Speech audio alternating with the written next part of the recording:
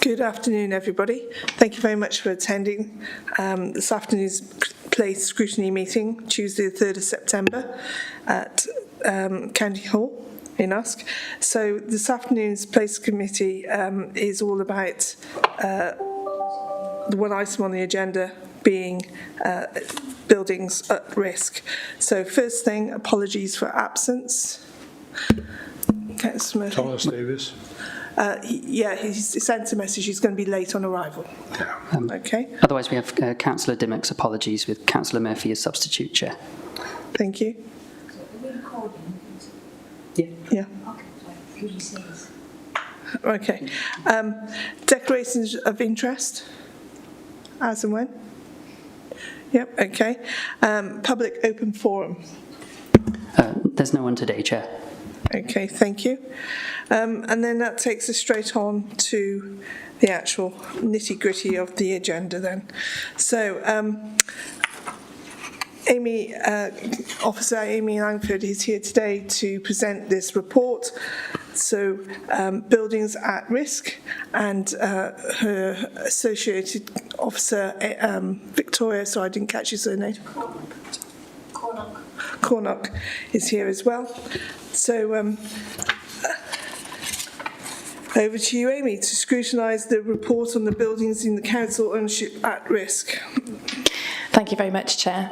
My name's Amy Longford. Most of you know me, but I'm the Heritage Manager here at Monmouthshire County Council. So we've put together a Buildings at Risk action plan, which is a strategy really to try and tackle the number of listed buildings that are in poor condition in the county, and it's with a specific aim of trying to prioritise our time and resources and pick out the key top buildings that we think are the most important to tackle and focus on. So I'll quickly run through these slides because I'm aware we haven't got a lot of time. A number of you will know about Cowent House, which is one of the first projects that I took on, and we ended up serving a repairs notice and then a compulsory purchasing the building on a back-to-back agreement with the building Spitalfields Building Preservation Trust in order to save it. But this identified then a number of buildings that were in equally poor condition, and we couldn't tackle them all at the same time. So we need to think about how we can prioritise and put our resources where they're best placed.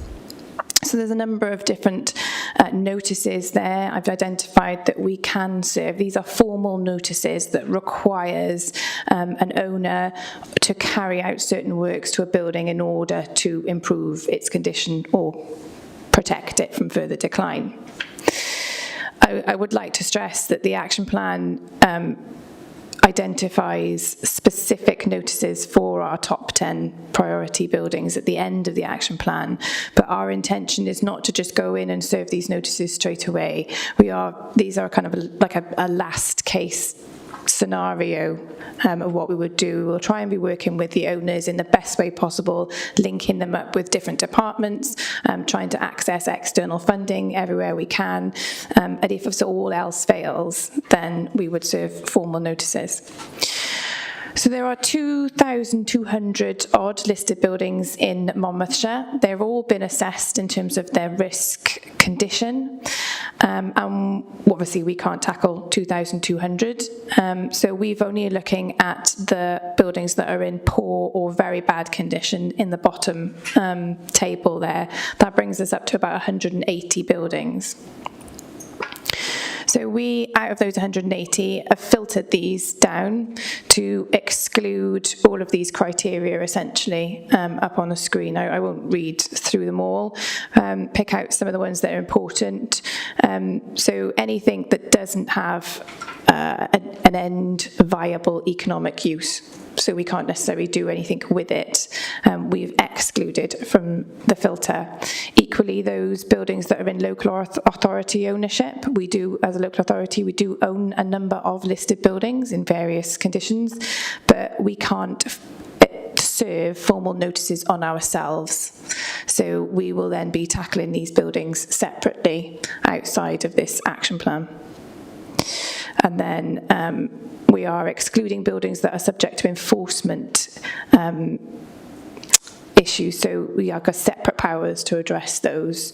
We're not going to be taking proactive action there, we'll be taking reactive action. So that brought us down to just over 100 buildings, and again we'd need to prioritise these. So we looked at weighting these buildings, identifying those that are particularly in worse condition, highly graded, ones that are in an important setting, ones that bring significant community benefit, ones that are available to external funding, and ones where we know there are specific issues that we can kind of address and unlock by working together with different departments.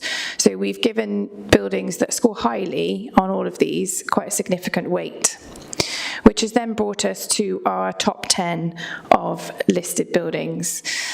So, for example, number 1 then is Piercefield. It's a highly graded 2-star listed building in St Arvan's, and there are a number of listed buildings on that group and that collective.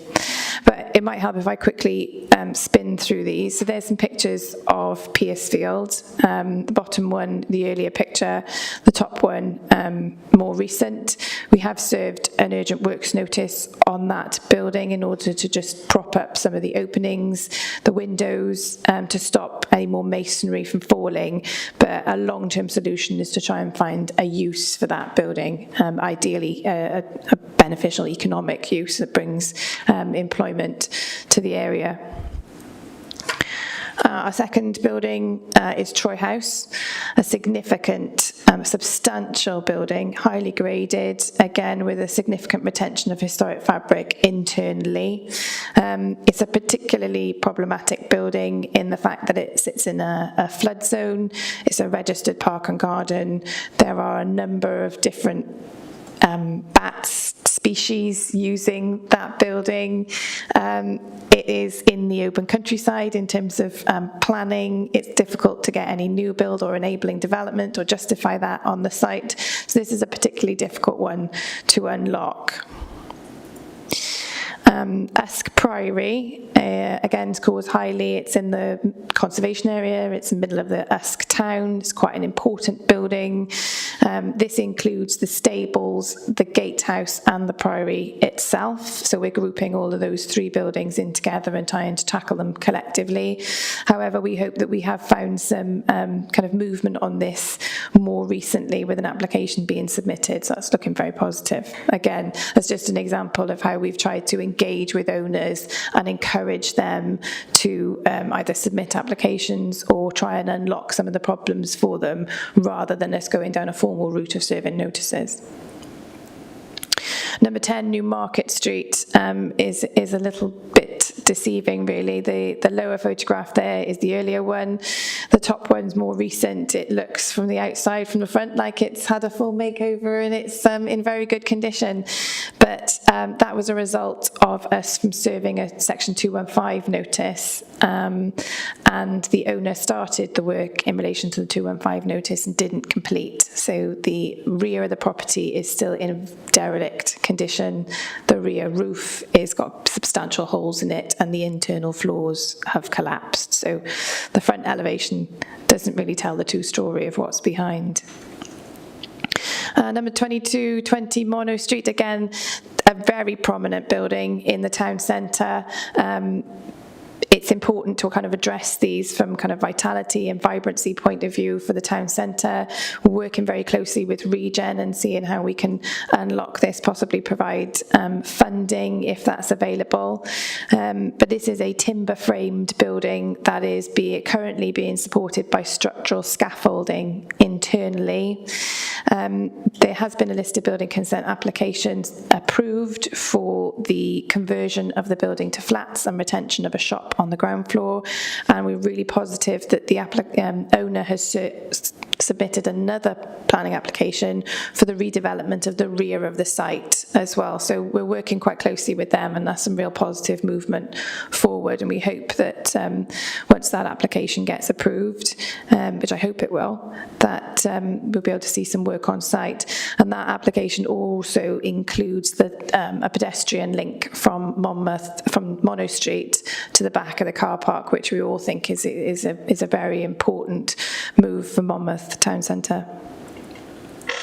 Another one in Monmouth, again, highly graded building, important building in a very historic street in the town centre.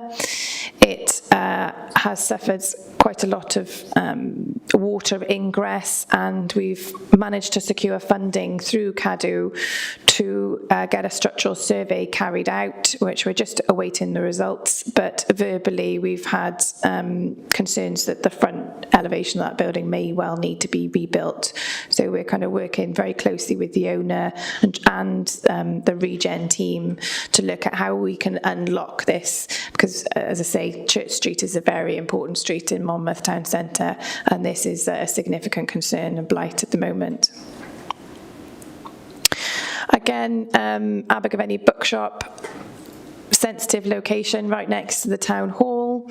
It has declined in its condition quite significantly over the past 5 to 10 years.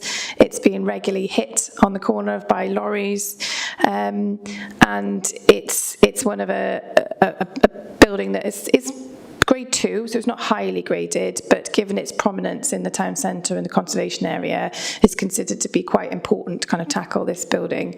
There are issues with how we can do that. If we put scaffolding up along the side flank elevation of that building, we will have to close the road. So there are other implications. But again, we're working quite closely with highways, licensing, in order to try and find a solution and get a quick resolution with this one. Number 1, Mono Street. It's a grade 2 building, but it's in the list because it's in a very prominent location right next to the Shire Hall. As a tourist, as somebody visiting Monmouth, this is one of the buildings that you're going to see straight away. And with a relatively limited amount of work in terms of patch re-rendering and repainting and refurbishing the windows, then this building could be significantly improved and make a significant contribution to the town centre. Fernside Mill is one of the last remaining paper mills in Wales, as far as we're aware. As you can see from the bottom photograph to the top one, there's not a lot of it that remains, but it could be rebuilt, and all of the lower section below the ground, below the street level there, is still intact, and all of the ponds associated with the paper making process in the mill is all there as well. So from a significant historical value point of view, with the Tintern and Whitebrook Valley, it is considered to be quite important to have this on our priority list. And our last building, North Lodge in the Hendra, again, the Hendra is a very well-visited area of Monmouth. It's a very important conservation area, historical associations with the Hendra itself and the Rolls, and this lodge has declined in its condition quite significantly, and we're concerned it's a kind of like tipping point, essentially, in terms of there are holes in the roof.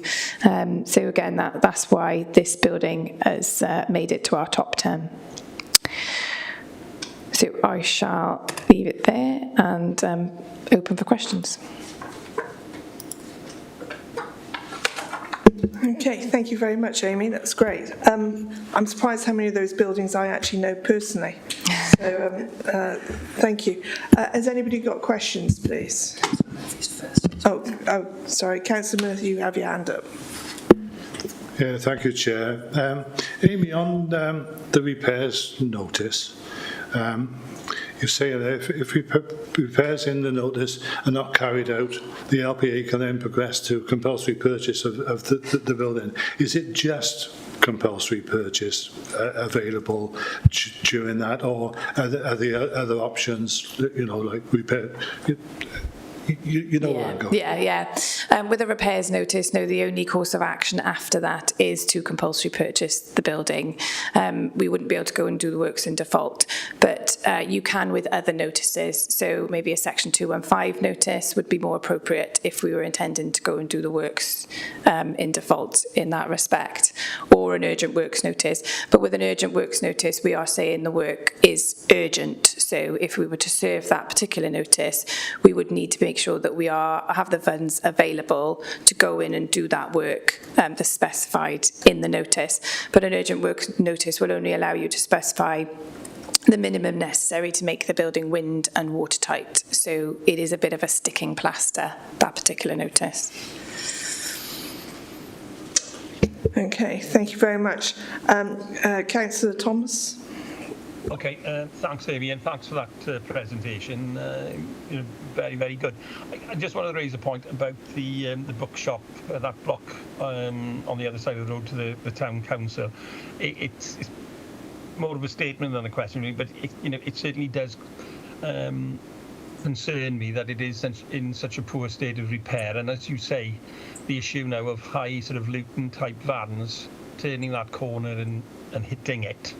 I just wonder whether perhaps we should consider a restriction on vehicles going through there, high-sided vehicles, because regularly when I go into town, it's been hit, more plaster comes off, water ingresses in, etc. And I know it's only grade 2, but it's right by the town hall, which looks in quite good condition. We paid some time ago to get it painted, etc. And we've got a very, very active town council who drive on lots of initiatives, and I just think it gives a very poor impression for people visiting the town. Probably look at the town hall, which is quite an iconic building in the town and stands out, and then just across that Market Street, a very narrow lane, you've got this really dilapidated block of, I assume there are perhaps flats above and then shops underneath. It's just really a poor show. So I just wonder whether we could consider some things like that. Purely a thought. But thanks for your presentation. Very interesting. Thank you. Yes, I can definitely take that away and have conversations with Highways. We need to think about how other businesses affected by deliveries and things. But I think I completely agree. It is a very important building in terms of its location and a landmark for visitors. So that is why it is on our top 10. Okay, thanks. Thank you. Councillor Emma Bryn. Hi, thank you, Amy, for the presentation and everything. I've got a few little kind of questions, of course. if that's okay. The first one is pedantic, really. It's about the difference between grave risk and, I've forgotten what the other one was now. There are two, a grave risk and extreme risks. Which was which? Because for me, grave risk seemed worse than extreme risk. Yes, yeah. Is grave risk the worst? Extreme risk. Extreme risk is the worst. But I think what we decided to do, so if I take a step back, all the data that we've used is from what's called the Buildings at Risk database, and that is a database that's funded by CADU, and there is a group of people who go around and they will look at every single listed building in Wales and assess it by its condition and then mark it for a score, and they give it a risk profile and a condition profile. If I share this screen, because it is a good question, and it's not a simple answer. So if I share my presentation again here, it gives you the risk. If I make that bigger, it gives you the risk profile and the condition profile. If that's going to work for me. So there were issues with looking at the risk profile, as you say, extreme risk and grave risk and at risk. And we felt that the the risk profile took into consideration other factors such as vulnerability, occupancy, but we wanted to just focus on the condition of the building and then apply our own criteria in filtering and weighting those, because the database is surveyed every 5 years and we've got the most up-to-date information on what's going on. So we decided to take on the initial sifting of the buildings from the condition profile, which would be looking at the very bad and the poor condition of buildings, and not taken into other factors in the at-risk profile, essentially. They come out with quite similar buildings, because we're looking at 2,200 odd buildings in the first place, but we did feel that by looking at the condition only first, that gave us a proper starting point for what buildings are in poor condition, and then being able to say, well, we're going to prioritise our efforts in areas of town centres or buildings that are highly graded, and we're going to be able to exclude certain buildings that we can't necessarily do anything with. Yeah, it's more about the wording, I guess, because to me, grave sounded worse. Yes. So I couldn't get my head around which was, because grave, you're dead. Yeah, and for me, I mean, if it's at risk, vulnerable, or not at risk, that's quite clear. But then we've got second category in the at risk category, and how at risk are we? So that another reason why we decided that dead, almost dead. Yeah, so very much condition made it a bit clearer. Yeah, it is. Okay, thank you. The other thing was in the integrated risk impact assessment, it says that we only list positives under globally responsible Wales and the more equal Wales banner, and I have got a bit of concern about us using public funding to supplement wealthy, negligent landlords who are choosing to let their properties fall into disrepair, as is some of the cases in this top 10. So I do think it's imperative that we make every effort to recover any expenditure that is incurred when that is the case. And I think perhaps that should have been listed under the yeah, that's the point in there. Also, I wanted to ask, who makes the final decision on what action is to be taken in these cases? How long does it take to get listed building consent? And with Piercefield House, is part of the issue recorded is because it's recorded as a ruin and therefore it needs to be retained as such? And does that then add obstacles for it to be redeveloped in future because of its current grading? And with the Section 2 and 5 notice, how long do they normally take to enact? Are they usually appealed? And how much time does then that add if the owner then appeals? I'm just trying to think, because a lot of these, obviously they're at the end of the end of the road, a lot of these buildings, and time is of the essence, and I'm wondering, we're still only just talking about it. Once action is decided, exactly, how quickly can we move, I guess is my question.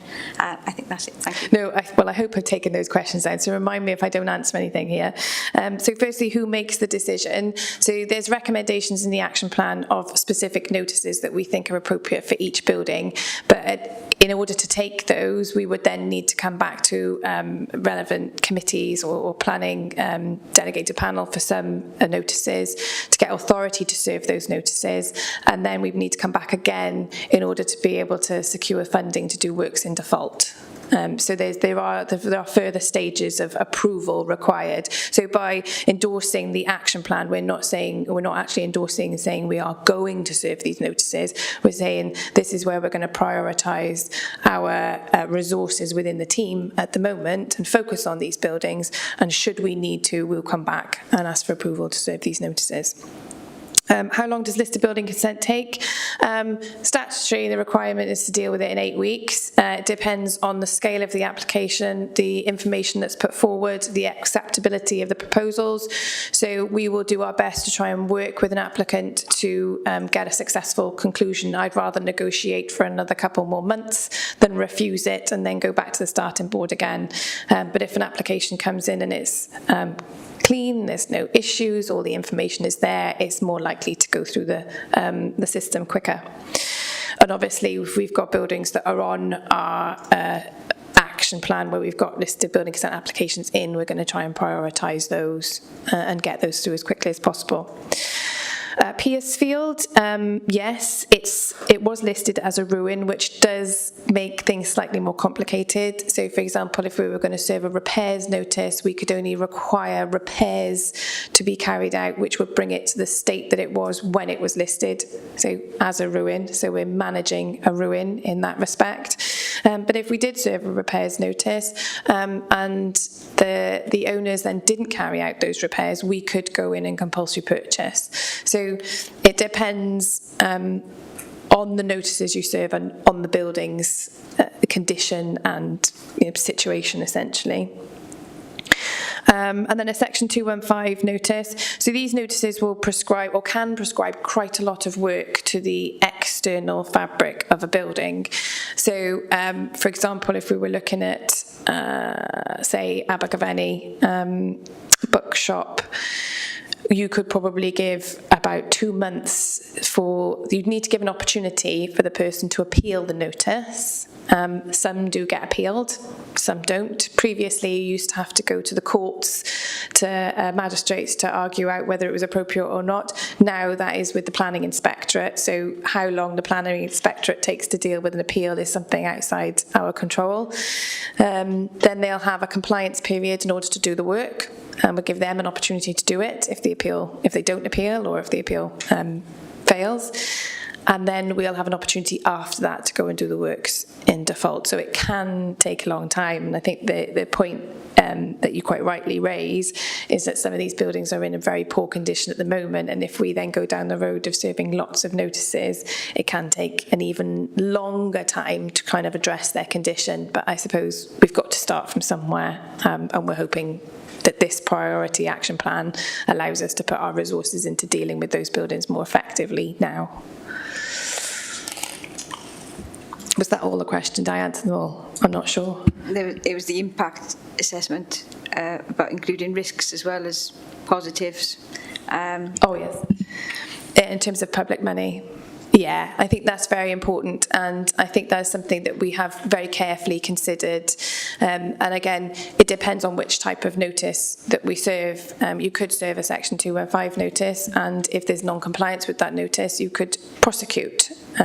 So your investment, I suppose, is more limited. But if we were going to go down the route and serve a repairs notice and a compulsory purchase, then obviously the investment is far more substantial. So we'd need to think about making sure that there's an economic viable end use, which is again one of the criteria that we put in to make sure that we can or have an opportunity to recoup funding that we put back in. Okay. So, happy with all that, Councillor Brown? Yeah. Okay, Councillor Brown, please. Yes, thank you. Good afternoon. Just wanted to ask a question, in a sense, it's a follow-up on what you were talking about on the Section 215. If a compliance period has gone by and no action has been taken, is it prosecution or are there further actions like compulsory purchase or other means that you can address this? And if, for example, you do works in default, do you actually try to recover the costs eventually by putting a charge on the actual ownership of the property? Because that's one way of, for example, if you've got somebody who basically won't do anything but owns a particular piece of land and lets it get in a state, then I suppose there is a possibility, and you then have to do works. Would you then go for a charge on the property so that when eventually it is sold, you could recover costs? Yes, essentially. With the 215 notice, if they don't carry out the works. We can go in and do the works in default, like you say, and then put a charge on the land, and that is definitely something that we would be seeking to achieve. If we were going to go and do the works in the default, we'd want to make sure that we can recoup as much of that funding as possible. So we'd be looking at the ownership and any existing charges on that property, because if we did go down the enforced sale procedures, then you'd want to make sure that you have a good chance of recovering your debt against the asset. Or yes, we could choose to prosecute. That's been a very successful route of dealing with non-compliance with 215s previously, and we've found that where we have initiated prosecution, the judge then has given the opportunity to the owner to carry out the works or comply with the notice before sentencing, which is an opportunity for them to reduce their potential sentence. So it's an incentive to move forward with that, which involves less, I suppose, investment from us as a local authority, but also achieves the same aim. So is the sentence a fine or something like that, or? It is a fine. In the first instance, it's a set fine, and then if we go back, you can repeat prosecute if no action is carried out, and then the fine is significantly bigger the second time round. And are there any sort of penalties in terms of suspended sentences, or is a fine the norm? It's just a fine for a 215, but those fines are repeated, and they get bigger and bigger and bigger the more you go back. And obviously if we keep prosecuting an individual for non-compliance, the judge doesn't look favourably upon that. So on a 215 you wouldn't compulsory purchase then? No. Normally? No. All right. Because I was wondering if buildings were compulsory purchased and they were sort of considered community assets and the community wanted to take it over, I just wondered what the option was for the community to actually purchase and run it themselves then. I was thinking of derelict pubs and that sort of thing. Yeah, there are opportunities. If they're not listed, you'd have to go through separate processes for compulsory purchase. But if they are listed, you'd be looking at a repairs notice, which would then lead you to a compulsory purchase. Like we did with Cohen House, we transferred the title on a back-to-back agreement to a different owner. That could be a community trust, that could be a building preservation trust, or you could, in theory, go to auction to get a new owner. Yeah, okay, thank you. Okay, thank you. Councillor Wright, please. Just coming back to Abigail workshop, I'm aware of kind of the condition it's in, and there is the plaster falling off it and onto the public highway. I know the piece underneath the building is currently fenced off. There's kind of the metal fencing to stop people walking underneath it, but there is, of course, certainly a risk that this plaster can fall into the roadway where there's a lot of footfall, a lot of pedestrians going up and down that street. And if somebody was, God forbid, injured by some falling plaster, is that then, I wanted to kind of who's liable for that? Is it MCC? Is it the building owner? And have we discussed that possibility with the building owner, that kind of risk to the public, which is a big concern? Yeah, it is an important point. I think we have a duty to maintain safety in the highway. So if we feel there are a number of other buildings in that top 10 list that are immediately adjacent to pavements, highways, town centres, again, that's why they are considered to be more important and where we want to focus our attention, because we are concerned that if something does happen, then yes, there's a risk to public safety, essentially, which we should be addressing. So is it the council that would be liable then if something happened? I think it depends on the incident, how that's happened, and how the owner has made their building safe or not in the meantime. So it would be a case-by-case basis, but I think there is a concern of public safety for some of these buildings. Right, lovely. Thank you. Thank you. Councillor Strong? Thank you, Chair. I just want to make a couple of observations, if that's okay. I understand that we've got limited resources, that this is the top 10 probably worst buildings and the criteria. But I'm also quite concerned about the ones that didn't make the top 10. And I can see the logic of going for places that are sort of touristy, that have, you know, aesthetically more people that see them. But I'm also conscious of some of the buildings along Sevenside that seem to be forgotten, and how we can get them to be, some of the issues there to be addressed. And I get that you've only got limited resources and you can't tackle all 2,000. So can I just, you know, just reiterate that, you know, we really accept that it's important that buildings aren't left empty, because they can deteriorate quite quickly. But it also applies to those which might not be as historically important as the ones on your list, but are still very important to their local communities. Now, I've got a couple that I want to just flag up, one of which is Court Farmhouse at Lanby Hangle Roggett. It's a 17th century listed farmhouse and outbuildings. It was a very successful bed and breakfast business until it was compulsorily purchased by Welsh Government because of the M4 relief road that didn't happen, and it's deteriorating by the day. You know, our local history society has paired up with Friends of Friendly Churches.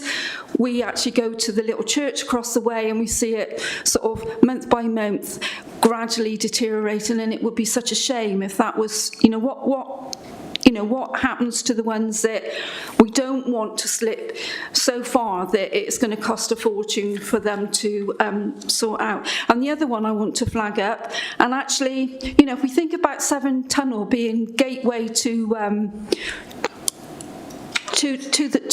Wales, basically, you know, we've got plans for more trains coming to London, for it to be a real sort of hub of, you know, our community transport hub. And then all of those people that leave Severn Tunnel Junction, they are confronted with the Roggett Hotel, a pub not listed but really important to the history of Roggett, and it was built immediately after the opening of the Severn Tunnel Junction, an important centre for the village for many, many years. It's now empty and deteriorating rapidly. It would be such an important building if we could get this back on track for accommodation. You know, you think about the professionals that could be living there and walking to Severn Tunnel to get the train to go to work in Bristol and beyond. So I just want to flag that up, really, and I really do get that this is your priority, but what about all the other 2,000 and plus buildings that, you know, need a bit of tender loving care, basically? Yeah. Thank you, Amy.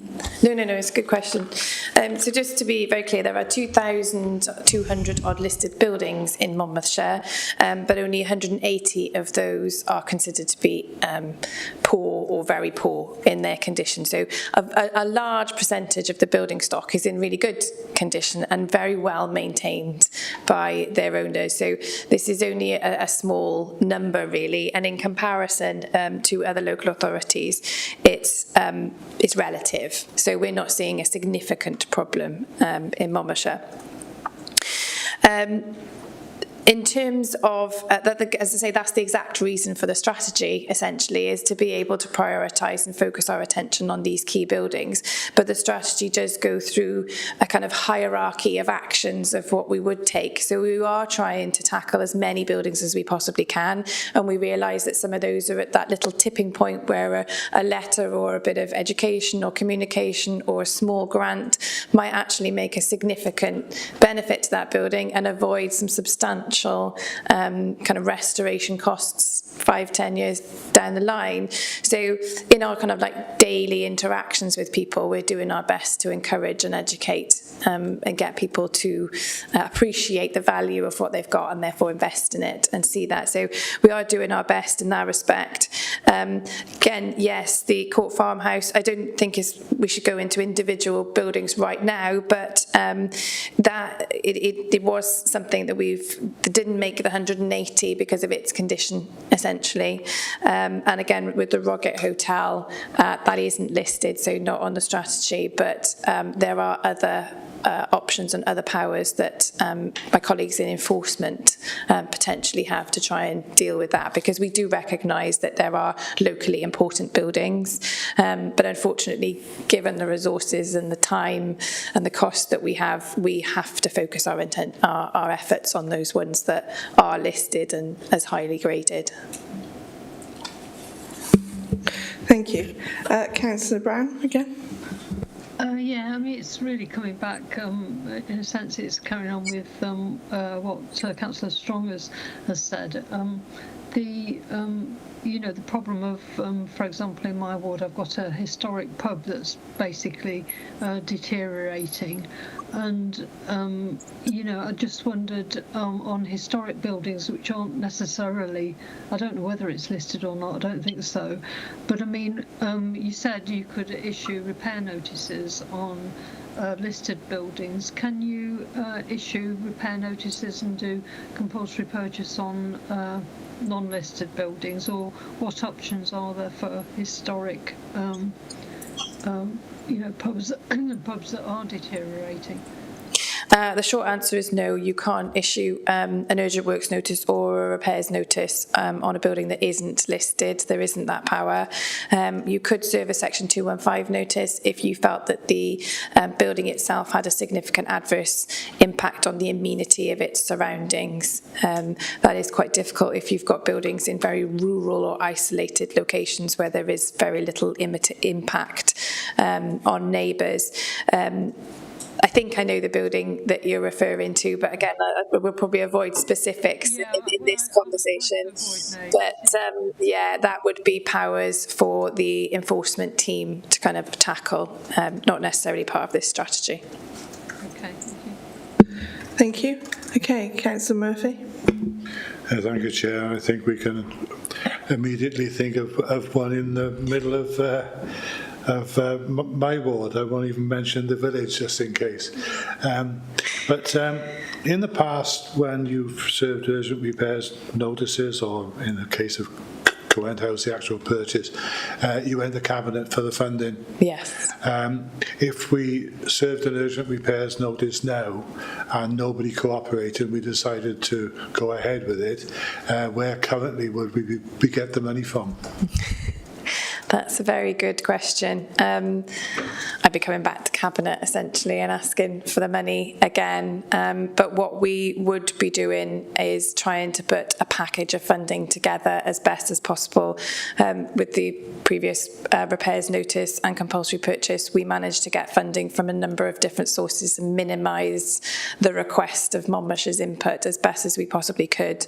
We're working very closely with the Regen team, and they've got quite a number of grants at the moment that we're trying to make maximum use of. Again, that's why we've kind of picked certain buildings, because there is funding available to tackle them, and where there is funding, we're going to take as the best advantage of it as we possibly can. And recently, within the last probably 12, possibly 18 months, CADU have provided some funding to underwrite the cost of serving formal notices, specifically urgent works notices, which we have secured phase 1 funding for 2 buildings and have phase 2 funding available for another building should we need it. So, as I say, we're very conscious of the economic climate, and we'll do our very best to minimise our financial exposure. If I can just follow up on that, during your presentation you alluded to the fact that certainly those towards the bottom of the list seem to be more actively engaged than the ones at the top.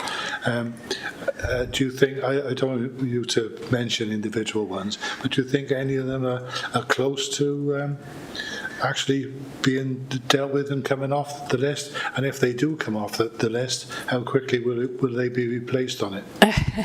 Very quickly that they will be replaced. There was out of our 100 odd after the filtering, we just decided that top 10 would be a manageable number. So if number 10 comes off, then yes, we can look at what would have been number 11, I suppose.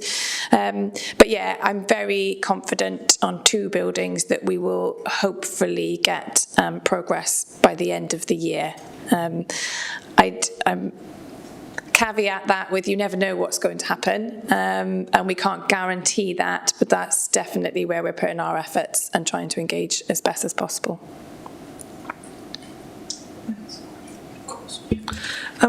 May I ask a question, please? So, in reference to the buildings in Monmouth, and there was Councillor Wright referred to health and safety of pedestrians, how do you tackle that, or are we happy that they are safe currently? And assuming so, are the owners happy with all of those that they might have to do in order to make it safe, or is that down to us? I think some of the buildings that, particularly the Monmouth ones, we are relatively confident, I suppose is the best thing to say, that we've managed the risk as much as we can and our exposure at the moment to mean that they are as safe as they possibly can be at present. We are working with those owners to improve the condition, because we're fully aware that it could change. It is subject. These buildings are subject to change, but at the moment, the risk is managed, and we're hopeful, as I say, that they will carry out the works to improve the condition of those buildings to address the safety in the long term. Thank you. Sorry, Councillor Murphy again. Oh, sorry. Yeah, I haven't been marked sorry. Okay, it hasn't moved on. Okay, Councillor Bryn, please. Hi, yeah, thanks. Just one extra thing, really. Obviously, particularly as three of the buildings are actually in Monmouth, and we're very familiar with it. I wonder if we could have regular updates as how you're getting along with these buildings and how successful you are, and then in the future, which ones are going to replace them when these ones are rebuilt and beautiful again. Thank you. Yeah, no, definitely. I think it's really important that we feed back to you guys and let you know the progress, some of these key milestones, because I think sometimes it can see that nothing's happening, but an awful lot is happening behind the scenes. So if we keep that feedback and that loop, then that's really important. And hopefully we can all work together to get some positive resolutions to these. So, and I think there's also with projects previously that we've done, there's lessons that we've learned. It was raised in another meeting, another committee, that we should be sharing those lessons and helping other local authorities tackle their buildings, because I do think here in Monmouthshire we've got more experience and have had more opportunities to learn, and we need to help those authorities that don't have that skill set in-house.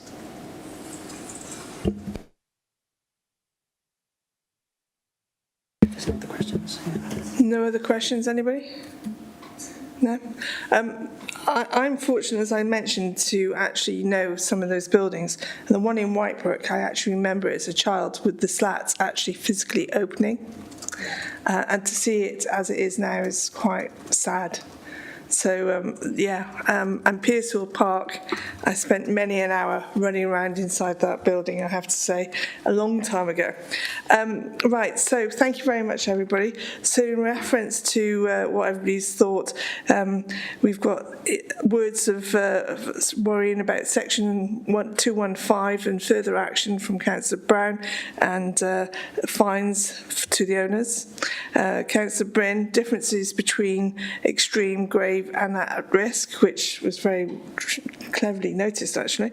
Councillor Murphy, compulsory purchase and the report notice differences, and what happens to where does the money come from. And then Councillor Strong, other buildings not to be forgotten and the importance of it really. And Councillor Wright, risk to the public from footfall. And Councillor Thomas, Councillor Thomas, he was concerned particularly about high-sided Luton vehicles going past the building, and whether or not we can restrict the road there.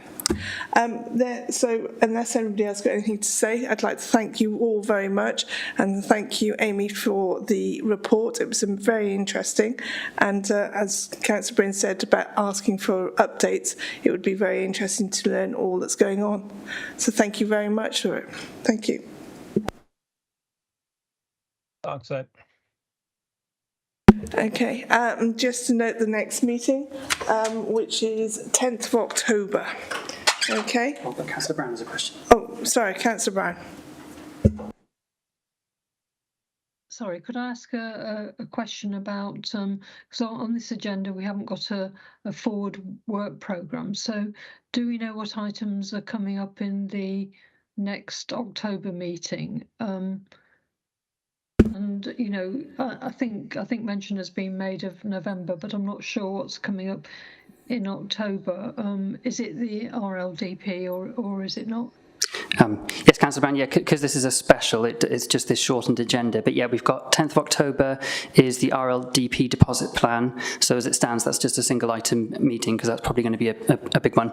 And then after that's the 7th of November, and that's the Shire Hall Museum about the Lottery Heritage Fund and progress there, and scrutiny of the STEAM tourism value and figures. So it's those two items for November.